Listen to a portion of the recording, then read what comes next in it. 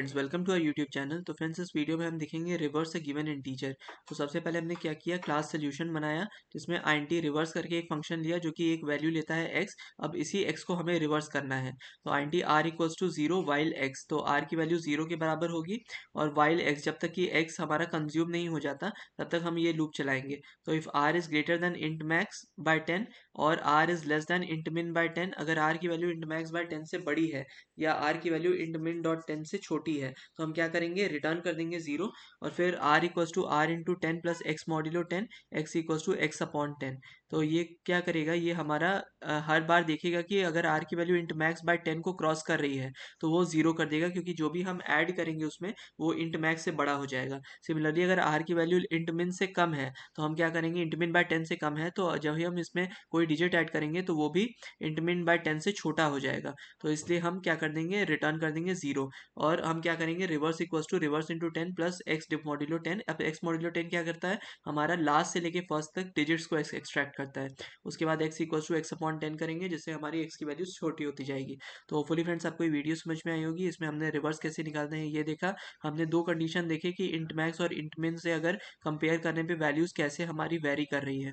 तो अगर वेरी कर जाती हैं तो जीरो रिटर्न कर जाएंगे, अदरवाइज हम क्या करेंगे, reverse equals to reverse into 10 plus x modulo 10 print करेंगे। X modulo 10 is what, it is the digit, last digit that is under consideration. तो होपफुली फ्रेंड्स आपको ये वीडियो समझ में आई होगी।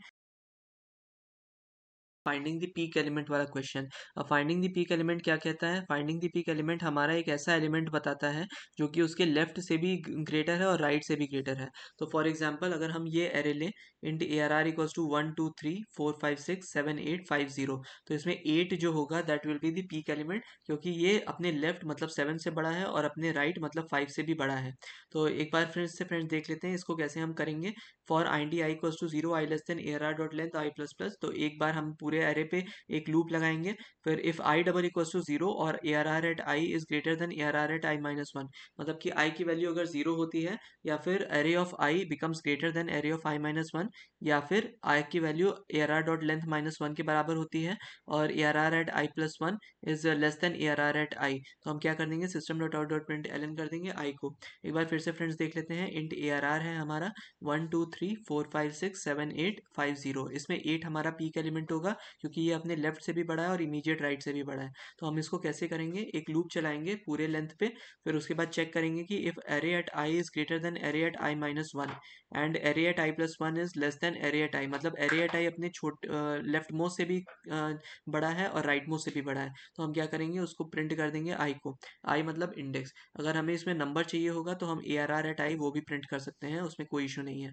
तो ये था फ्रेंड्स हमारे पास पीक एलिमेंट। अब फ्रेंड्स आपके लिए एक क्वेश्चन है कि इस पीक एलिमेंट को हमें ऑर्डर एंड टाइम कॉम्प्लेक्सिटी से कम में करना है।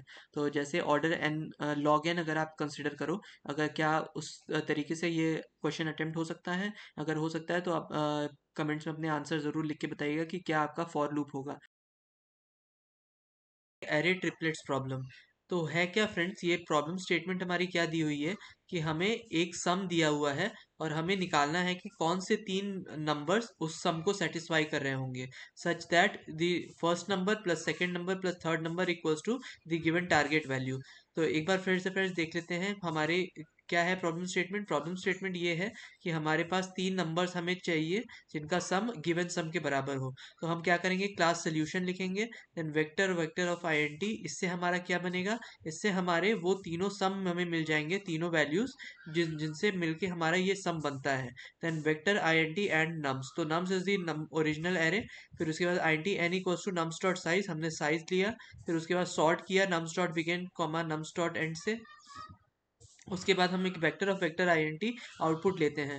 अब हम क्या करेंगे फ्रेंड्स कि पहले लूप चलाएंगे। तो लूप कहाँ से कहाँ तक चलेगी, लूप जीरो से चलेगी और n माइनस टू तक चलेगी। ऐसा क्यों, क्योंकि n माइनस वन जो होगा that will be low and high is also n minus one in that case. तो i की वैल्यू जीरो से i less than equal to n minus two या i less than n minus one i plus plus.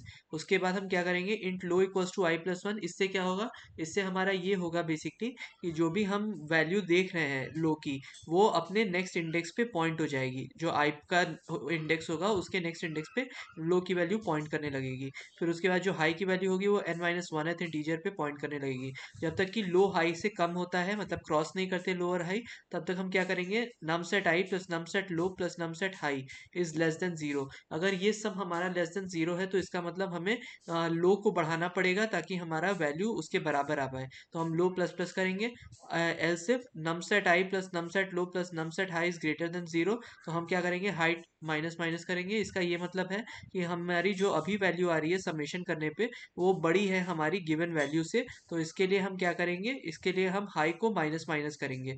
उसके बाद हम क्या करेंगे, अगर ये दोनों केस नहीं होता तब ये केस होगा कि num set I plus num set low plus num set high equals to zero.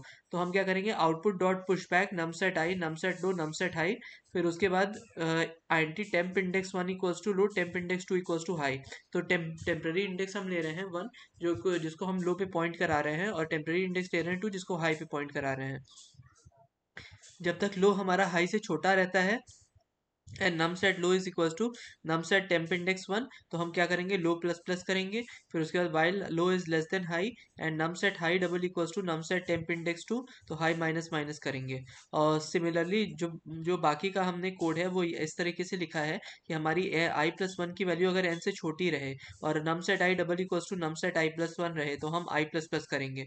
मतलब कि हमारा अगर नम सेट आई और नम सेट आई प्लस वन इक्वल आएगा तो हम सिर्फ आई को इंक्रीमेंट करेंगे और फाइनली हम रिटर्न कर देंगे आउटपुट को। Symmetric binary tree. अब सिमेट्रिक बाइनरी ट्री क्या होता है फ्रेंड्स, ये बिल्कुल हम जब अगर मिरर रख दें किसी पे भी रूट पे, हम रूट पे अगर मिरर रखें और अगर left hand side of the binary tree same as the right hand side of the binary tree, तो हम कह सकते हैं कि सिमेट्रिक बाइनरी ट्री होता है वो। अगर हमें इसको कोड करना है then hash include bit slash std c++.h, मतलब बिट स्लैश std c++.h से सारे भी जितने भी हमारे लाइब्रेरी फाइल्स हैं वो इंपोर्ट हो जाएंगे। Then bool is symmetric util, तो इस सिमेट्रिक यूटिल हमने लिखा फंक्शन जिसमें हमने दो रूट पास किए। अब दोनों रूट में क्या पास होगा, इनिशियली तो हमारा स्टार रूट वन ही पास होगा और उसके बाद इसमें भी स्टार रूट वन ही पास होगा क्योंकि हमें एक बाइनरी ट्री में देखना है। फिर उसके बाद if root one double equals to null और root two double equals to null, दोनों में से अगर कोई भी नल होता है तो हम क्या रिटर्न करेंगे, will return root one double equals to root two. अगर ये इक्वल टू होता है तो मतलब कि ट्रू रिटर्न करेंगे, अदरवाइज नहीं होता है तो फॉल्स रिटर्न करेंगे।